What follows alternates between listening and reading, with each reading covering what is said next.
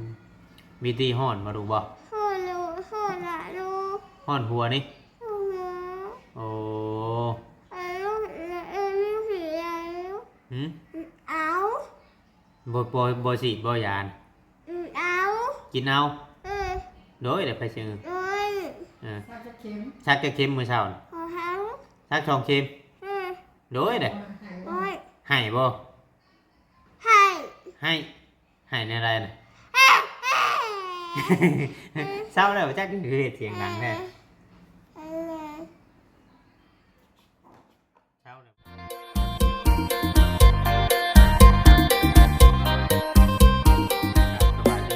สบายดีน้องพ่อแม่พี่น้องเบิดสู่ผู้สู่คนเนาะเพียงเนาะเมื่อสมองสุวรรณว่าสิเป็นพี่น้องทางฝั่งลาวเนาะกราบสวัสดีพี่น้องทางฝั่งไทยคือนึงพ่อกับช่อง YouTube คงว่ายังใช้ใจกันด้อยเพียงเนาะ V2 อีกคือเก่าคือเดิมพี่น้องเนาะกลับมาทางบ้านทางเรือนพี่น้องกันเนาะฮ้อนมื้อนี้บ่ได้อยู่ค่ำพี่น้องเนาะบ่ได้อยู่หล่นคือปกติเพราะว่าลูกสาวบ่สบายน้องเพิ่นเนาะลูกสาวบ่สบายนึงมากอะทางน้องๆเพิ่นก็บ่ได้เฮ็ดเวียกเพราะว่าบาง FC เพิ่นก็บ่ว่าถ้าเฮาถ่ายไปอันนั้นว่าจากเบิ่งเฮ็ดเวียกถ่ายบ่เฮ็ดเวียกบัดถ่ายตอนเฮ็ดเวียกบัดอยากเบิ่งอยากคุยกันน้องพี่น้องมาจักสิว่าแนวใดพี่น้องเนาะฮะกะยาน้องพี่น้องมื้อนี้ก็มันเป็นมื้อบุญน้องพี่น้องเนาะบุญอยู่บ้านตูมเนาะมีบุญตั้งแต่เมื่อวานนี้พุ่นน่ะพี่น้องเนาะในกรณีในเกิดเรื่องเกิดราวขึ้นมีเรื่องการตีหรือว่าการชกต่อยกันเฮาก็บ่ฮู้เนาะพี่น้องเนาะว่าทุกเพิ่นมีเรื่องมีราวกันบ่เนาะที่เพิ่นไปเที่ยวงานเนาะพี่น้องเนาะเฮาก็บ่ฮู้ก็ตามที่เขาเจ้าเว้าในคลิปเนาะพี่น้องเนาะคือว่าลูกชายลุงแก้วเนี่ยพี่น้องน้องถวยทองเนาะ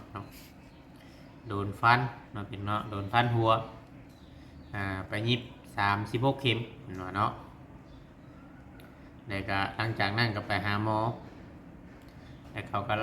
ซุ่มลักยิงอีกลักยิงปืนนะพี่น้องเนาะแล้วก็เขาก็บ่ฮู้ว่า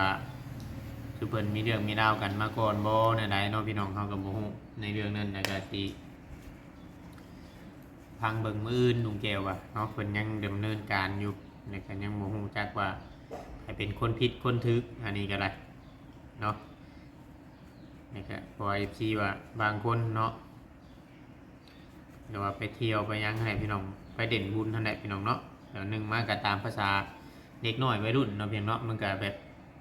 มีการเที่ยวการเด่นแต่ก็อันนี้ก็บ่เวียงก็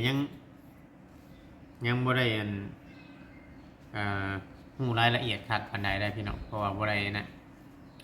เพราะว่าย่านว่าน้องๆเพิ่นตัวเฮาแน่น้องพี่น้องเนาะเฮาก็ยังบ่เชื่อมีแต่ว่ารอติดตามไปนำกันเรื่อยๆซื้อกระเบื้องเข้าไปให้น้องดาวตัวบ่เวียงสิได้เข้าไปมื้อนี้ซื้อกระเบื้องเข้าไปบัดให้เบอร์จิตเราแก่เข้าไปน้องพี่น้องอันนี้เฮาก็ต้องไปอันนั้นไปเบิ่งให้กับไปเบิ่งหลายน้องจ้อยเนาะพอดีก็เพิ่นยังไปเจาะของท่านหมออยู่นั่นก็เลยยังบ่ได้ลงได้ครับพี่น้องเนาะให้ลูกสาวน้องวิตตี้บ่สบายนี่ก็เลยมาน้องพี่น้องเนาะไปถ่ายคลิป2คลิปนี่แหละก็มาเฮ็ดคลิปอยู่เฮือนมานั่งเว้าให้ FC เบิ่งนี่แหละพี่น้องเนาะเพราะว่าตั้งแต่เมื่อวานนี่แหละเฮาไปหาหมอแล้วพี่น้องเนาะบ่สบายทั้งแม่ทั้งลูกแล้วก็ทั้งเอื้อยเพิ่นเนาะ3คนเฮ็ดจนเจ็บเสร็จคือบ่ในพี่น้องแล่นไปแล่นมาวิตี้ได้ของขวัญจากของขวัญปีใหม่จากทั้งเอื้อยเคซี่เพิ่นฝากมาให้เมื่อวานนี่ก็เป็นเกิบแน่เป็นนั่นแน่ก็จนบ่ได้สนใจหยังได้เพิ่นไข่บัดกินยาบ่เก่งกินยาบ่เก่งเมื่อเช้านี่ก็ไปโดนไป2เข็มเมื่อเช้าชักจุ๊บเพิ่นมาพี่ลูกมานี่ก่อนมาให้ปลาลุงเบิ่งก่อนไว้นอนอยู่พี่น้องกันไว้มาหาปลาลุงก่อนไว้ปลาเดี๋ยวปลาลุงชื่ออันนั่นหายได้หาบ่เอาบ่อ่างน้ำนะ ำบ่สงกรานต์เอาไว้มาไหมเอาอ่างน้ำบ่เอาอ่างน้ำมาให้เป็ดเอาอ่างน้ำมาให้เป็ดร้อยแอบแม่มาพี่มาบอกปลาลุงก่อนไว้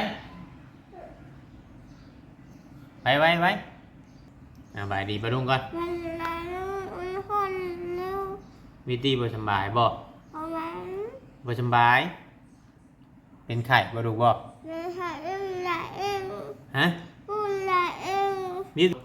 ละเองแล้ว กินยาเก่งแล้วหมอห่อนไทหัวนี่คือห่อนไทหัวนี่ฉีดไป2 เข็มเอายาให้กินก็ยังห่อนอยู่พี่น้องเนาะยังบ่ลงอยู่อยากเฮ็ดแนวใดยันแต่มันไข้ลงคืนนั่นแหละเมื่อเช้านี่ก็ผู้ใหญ่ FC เพิ่นโทรมาก็วางสายเพิ่นไปเลยพาลูกไปห้องหมอพี่น้องเนาะมีตีห่อนมาดูบ่ พูดลูกพูดละลูก ห่อนหัวนี่ พูดหมู โอ้ เอาลูกละเองไม่ผีแล้ว หืม เอา บ่ฉีดบ่ยาน เอา กินเอา เออ โดยเดี๋ยวไปเชิญ โอ้ย ชักจะเข็มมื้อเช้านี่ ขอเขา ชัก2 เข็ม เออ โดยเด้อ โอ้ย ให้บ่ ให้ ให้ในอะไรน่ะ เศร้าแล้วจักคือเฮ็ดเสียงดังแท้ เข้าแล้ว เศร้าไว้ๆเด้อลูกเด้อจังหน่อยบ่ได้โคดน้ำบ่ได้ยิง ล่อมูแล้ว ฮะ ล่าอุล่ามู อยากได้ปืนออกน้ำ เออ อยากได้ปืนออกน้ำเจ๊กๆๆนะ ล่าล่า อยากเล่นไปชงพระบ่ เออ อืมอืม หายคอหายลูกหายแม่ อืมโดย หายนี่ ให้มีน้ ลูก ำโดยอีหล่าสิกินเอาได้ลูกบ่ เอา บ่ซักบ่ ฮักเอา กินเอาเนาะซักน่ะเจ็บก้นเนาะ ฮักเอา อืมประตูเห็นอะไรเพิ่นซักก้น ลูกขอข้าวให้ 1 2 3ซักจุ๊บรถบ่โอ้อีหล่าเอ้ยบ่อยากไปบ่อืมเป็นน้ำอากาศในพี่น้องในช่วงนี้กับคนไข้หลายเด็กน้อยกับไข้หลายเนาะพี่น้องเนาะเราเวียงเองก็เล่นไปจน เพื่อฮอดพุ่นจนบ่ายโมงไปถ่ายได้ก็กลับมาเลยพี่น้องไงบ่ได้อยู่เฮิงว่าอันนั้นคิดว่าสิบ่ไปได้ล่ะมื้อนี้นะนั่นว่าไปเจาะเบิ่งเงินได้สั่งให้เบาจิตเพิ่นแก้กระเบื้องไปแล้วก็ไปเจาะเบิ่งเงินเพิ่นเจ้าน้ำแผนกพี่น้องเนาะเจ้าน้ำน้องจอยน้องหยังนะเอาเงินไปให้น้องๆพอได้อันนินบุญเนาะเพียงเนาะมันเป็นบุญบ้านเพิ่นมื้ออื่นนี่ก็ทางน้องๆนี่ก็สิบ่ได้เฮ็ดหยังแล้วก็มื้อฮื้ออีกมื้ออื่นนะว่าง่ายๆถ้ามื้ออื่นเป็นบุญในบ้าน ร้อย มันยังเนาะบายดีปะลุง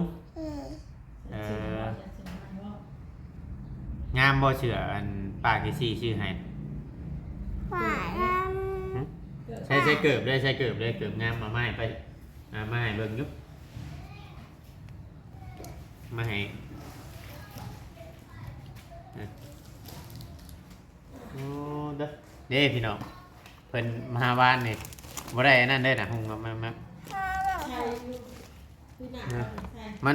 มันใหญ่โพดบัดให้เอื้อยใช่บัดน้อยพอกระเทินนะมันใหญ่กว่าตีน้องวิติแม่วิติใช่บัดใหญ่เก็บไว้เนาะลูกเนาะเก็บไว้เนาะนี่ใช่เสืองามบ่ลูกได้เสืองามมันตุ้นแน่นี่วิวเป็นไข่ตุ้นให้งามแทนเอาให้เอื้อยบ่ใช่ ถ่ายรูป ให้วิวโอ้ย ลุงหัว เอาไว้บ่ลูกบอกให้เก็บแต่มีแต่เก็บไว้แล้วพี่น้องเก็บไว้ให้ใหญ่ก่อนบ่เช้าไข่ก่อนบ่ ถ้าขายลูก โอ้เช้าไข่ก่อนก็เช้าซะเบิ่งขอบใจขอบใจป้าซี่ๆก่อนขอบใจเด้อที่ชื่อเกิดงามให้ ลำพาย ให้บิวตี้ได้ หาให้พี่ไร บิวตี้แควเฮียนได้ ถอยเหี่ยวไร ยิงแควซี่ก่อนจะ บิตตี้แคลเฮียนเป็นไข่ไรเป็นไข่แต่เจ้าบุกินยามันก็นานเศร้าเด้อ là áo กินยาเอา là áo โอ้กินยาเอาโดย rồi อืมหัวหอมครับให้เลยเช็ดหนาวเด้อบ่อาบยาเด้อน้ำเด้อ làm mà ฮะ làm không mà หนาวหนาวปะ cái thảo เช็ดเอาโดยเลย rồi อืมไว้เช่าไปไว้เด้อปลาดุงมาเช่าไปไว้เด้อเช่าไว้บ่ Hawaii เออน้องพี่น้องเนาะกะมาหอดเทือนหอดหยังเนาะพี่น้องก็มาเฮ็ดคลิปให้พ่อแม่พี่น้องเบิ่งยันว่าปกติเคยเห็นดงคลิปหลายแต่ก็บ่เห็นดงขนาดพี่น้องก็เลยแบบว่ามีเรื่องอัน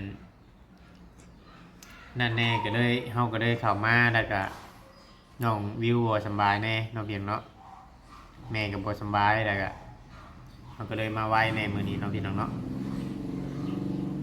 พุ่นแหละพี่น้องเอ้ยวิทย์เวียกวิทย์งานนะเฮาสิลุยต่อเนาะวิทย์บุญวิทย์ไปใช่ลูกไปใช่ mẹ ไปนะแม่ไปนะแม่กะบายบายปะลุงก่อนจ้ะบายบายปะลุงอืมอืมอืมอืมได้แค่มันlà lu lại quạt ฮะ là lu lại quạt ปะลุงได้กลัวlại thả ได้5ปุ๊บอ๋อวิตตี้มีปะลุงได้บ่ ไม่รู้หาหลาย อืมบ่พอดเนี่ยปลาลุงเบิ่งบ่หึถ้าเป็นไข่อยู่กับจีพอดบ่ หลายหรอก อย่าพอดอย่าพอดนะพอดถอยมาเออตะตะใครในตัวนี้ได้หากระซื่นพี่น้องเลยหากระซื่นในนิดนึงแต่ว่ากิ้งยังอุ่นอยู่ไปแล้วบ่น่ะไปจ้ะไปเอาพี่น้องเนาะก็คือว่าจบไปเนาะพี่น้อง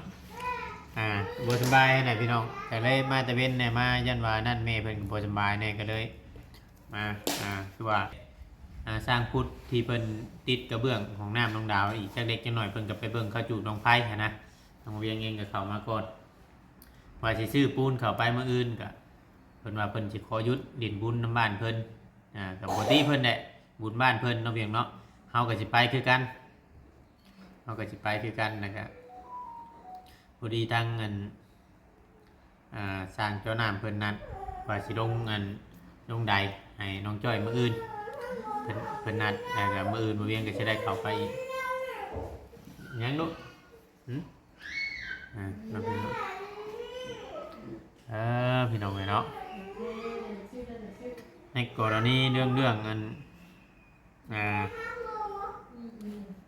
น้องๆเนาะพี่น้องบางคนเพิ่นก็บ่เวียงบ่ย่านบ่เนาะเดินทางไกลบ่ให้มื้อค่ำมื้อแต่เวียงแต่เว้นเนาะเพียงเนาะย่านนำทางนำหยังในความคิดของบ่เวียงนี่บางเทื่อนี่ก็สิบ่คิดย่านหยังเพราะว่าบางเทื่อเฮาก็บ่ได้มีหยังเฮ็ดหยังกับคนอื่นนะพี่น้องแต่ถ้าแบบว่าเขามีเรื่องนะบ่ว่าจะเป็นตอนเว้นหรือว่าเป็นตอนคืนเนาะพี่น้องเนาะถ้าเขามีเรื่องกับคนอื่นนะบางเทื่อบางทีก็มันก็อาจจะมีตามมานะพี่น้องในส่วนความผิดของมาเวียงเนาะกับขอบคุณ FC ที่ว่าเพิ่นเป็นห่วงนะครับมีแต่ว่าพยายามเตือนน้องๆทุกคนที่คือว่าเวียงเคยเว้าเนี่ยเตือนน้องๆทุกคนครับบอกด้วยความหวังดีเนาะเพียงเนาะที่ว่าเวียงเคยบอกนะครับแนวใดมันดีนะเฮ็ดเอาแนวใดมันบ่ดีก็ให้ปล่อยผ่านเนาะก็บอกเพราะว่าเอาเองบ่ได้อยู่นำชุมเพิ่น24 ชั่วโมงเนาะเพียงเนาะสิ่งที่สำคัญที่สิ่งที่ว่าเพิ่นจะพังก็คือว่า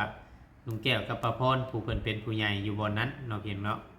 ลำพังตัวบ่เวียงนี่บอกได้แต่ตอนที่บ่เวียงเข้าไปถ่ายคลิปหรือว่าไปอัดคลิปให้พ่อแม่พี่น้อง FC ได้เบิ่งได้ชมเนาะถ้าน้องๆเพิ่นจะเก็บมาคิดหรือว่าน้องๆเพิ่นจะเก็บมาในคำบอกคำสอนของเฮานี่ก็สิไปอีกเรื่องนึงถ้าว่าเพิ่นบ่ฟังลุงแก้วแล้วก็เฮาก็บ่จักความสิเว้าเพราะว่าเราอยู่หั่นเด้พี่น้องเราอยู่หั่นตลอดในเมื่อสร้างพุทธหรือว่าผู้ช่วยนี่เราก็บ่ได้อยู่หั่นตลอดเราไปอยู่ให้อยู่นาเราจากแรกบัดเราไล่เฮือนได้หยังบัดเรามาอยู่เฮือนอยู่หยังเราอันนี้เฮาก็เบิ่งติดตามต้องติดตามไปเรื่อยๆเวลาสิเป็นเครื่องพิสูจน์เนาะว่าสิเป็นแบบไรเนาะพี่น้องเนาะในเรื่องของแต่ละคนเนาะให้เฮาพันธงว่าผู้นั้นเป็นแบบนั้นเด้อผู้นี้เป็นแบบนี้เด้อบางเทื่อบางที่นี่บางเทื่อเฮาเว้าไปก็มันสิเป็นซองอย่างนะพี่น้องอย่างหนึ่งก็คืออย่างลบอย่างหนึ่งก็คืออย่างบวกอย่างลบก็บางเทื่อก็ว่าเฮาเว้าไปทุกที่เนาะเพื่อก็เปลี่ยนผลเสียกับเฮาอย่างบวกก็คือว่าแนวสิ่งดีๆที่เฮาเตือนบาง FC เพิ่นก็มักเนาะพี่น้องเนาะมักในคำบอกคำสอนบาง FC เพิ่นก็บ่มักว่าแต่เฮาเว้าแต่แนวเก่าลำไปลำมาเป็นไผก็รำคาญเพิ่นว่าเนาะก็แล้วแต่เพิ่นอันนี้พี่น้องคือว่าเฮาเป็นยูทูบเบอร์ขอเป็นกลางก็บ่ได้เข้าข้างฝั่งนั้นฝั่งนี้แต่บางจริงบางอย่างก็เฮาก็มีการเว้าความจริงแน่เว้าตรงๆบ่ง่ายๆใช่บ่เวียงนะอยากเว้าตรงๆแน่แต่น้องๆเพิ่นสิเก็บไปคิดหรือว่าบ่คิดก็แล้วแต่ชุมเพิ่นเนาะพี่เนาะว่าบางเทื่อบางทีผู้ใหญ่เพิ่นก็ว่ามอบหมายให้เฮานี่บอกสอนน้องๆว่าบางเทื่อบางทีก็เฮาก็ว่าบอกอยู่แน่พี่น้องเนาะบอกอยู่แน่แล้วแต่ชุมเพิ่นสิพักเนาะก็มีแต่ว่าให้ผู้รักผู้ใหญ่เนาะเข้าใจเนาะก็ถ้าว่าเพิ่นมีเฟซมีหยังกันก็มีแต่ว่าเพิ่นบอกน้ำตื่มน้ำเนาะเพียงเนาะที่ว่านั้นเราก็พยายามทำนี่พี่น้องเลยคือว่าทำดีที่สุดแล้วลุงแก้วเราก็ถือว่าอันนั้นอยู่พี่น้องเลยเมื่อนี้ถือว่าซีเรียสอยู่นำเบิ่งกับเรากับเราคิดลายนั่นแหละพี่น้องคิดในช่วงนี้เนาะในเมื่อมันเกิดเรื่องบุญวายกับบ่ได้แม่นว่าห้ามแบบบ่อยากให้ไผไปใช้ในนั้นนั่นนี่ให้พี่น้องเนาะหนึ่งมาเฮามองบ่เห็นเนาะแต่ละคนหรือว่าในนั้นนั่นนี่เฮาก็มองบ่เห็นนะพี่น้องว่าเพิ่นจะเป็นคนแบบไรที่คือบ่เวียงเข้าไปอยู่หั่นบ่เวียงฮู้บางเทื่อบางทีหมู่วัยรุ่นจักมาแต่ทางใดบ่แม่นคนนำบ้านนั่นแปลกหน้าแปลกหยังมาหั่นน่ะพี่น้องบางเทื่อบางทีบ่เวียงก็จนถามนะถามลุงแก้วว่าหมู่เพิ่นคนบ้านใดจังซั่นจังซี่ได้พี่น้องถามบ่แม่นถามหยังดอกถามย้อนความเป็นห่วงนั่นแหละพี่น้องเนาะยันว่าเฮาติดหมู่ทางไกลแนวทางยันมันมีแนวทางที่บ่ดีจังหน่อย FC ก็สิมาติว่าคือบ่บอกบ่สอนน้องๆแน่จังซั่นจังซี่หั่นนะพี่น้องบางคนว่าพ่อแม่เขายังบ่บอกบ่สอนเฮาคือเว้านะพี่น้องอันนี้ก็แล้วแต่มุมมองของ FC เนาะพี่เนาะแต่ชุมเพิ่นสิคิดแต่ว่าสำหรับตัวเวียงเองนี่ถ้าผู้ใหญ่เพิ่นมอบหมายให้บ่ว่าสิทางการเฮ็ดบ้านหรือว่าทางการบอกการสอนน้องๆเนาะพี่น้องเนาะเพิ่นก็ให้เฮาบอกเลยเว้าตรงๆเลยถ้าว่าบ่มักก็คือว่าบ่มักถ้าว่าแนวใดเฮาเพิ่นแนะนำให้เฮานั่นเพิ่นก็ให้เฮาบอกนะพี่น้องถ้าว่าผิดพลาดหรือว่าผิดใจ FC ก็ผู้เพิ่นมักหรือว่าผู้เพิ่นอินเนาะพี่น้องเนาะในเรื่องที่บ่เวียงมีการติในบางอย่างเนาะพี่เนาะก็ต้องกราบขอโทษขออภัยหลายๆพี่น้องเนาะมีแต่ว่าเบิ่งไปเรื่อยๆทุกสิ่งทุกอย่างเวลาเป็นเครื่องพิสูจน์มีแต่บอกให้น้องๆตั้งใจในพังความผู้รักผู้ใหญ่ที่เพิ่นมอบหมายหรือว่าเพิ่นนำสิ่งดีๆเข้าไปหาครอบครัวเนาะเพียงเนาะ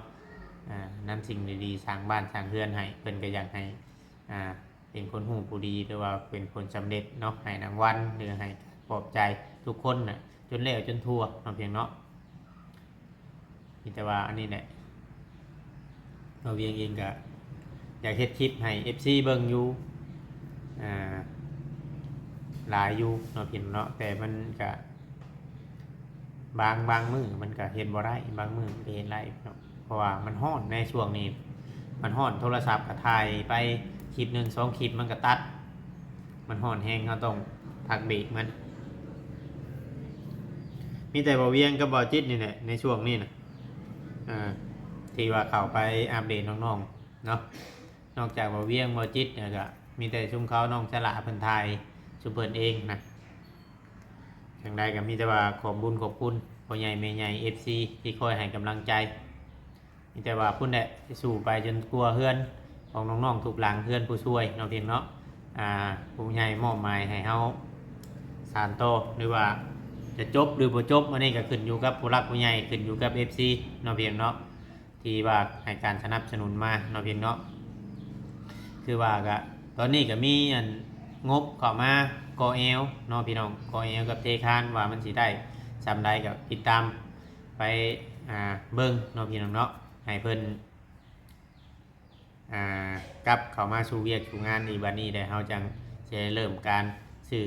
ปูนเด็กเข้ามากอเอลเทคานบ้านผู้ช่วยเนาะพี่น้องเนาะว่าสิสำเร็จฮอดใส่ว่าเวียงก็ยังการันตีให้บ่ได้มีแต่ว่าขอบคุญขอบคุณผู้รักผู้ใหญ่ที่ว่าให้เฮาเป็นสะพานบุญแล้วก็ขอขอบคุญขอบคุณ FC ที่คอยให้กำลังใจส่งให้ลูกเพิ่นจักโยกกันไปสั่งพี่น้องกันงงๆอยู่เนาะโอเคพี่น้องคลิปนี้ก็ลำลาไปก่อนผิดพลาดกันได้ก็ต้องกราบขอโทษขออภัยหลายพี่น้องเลยขอกล่าวคำว่าสบายดีเบิดสุขสุขคนเนาะ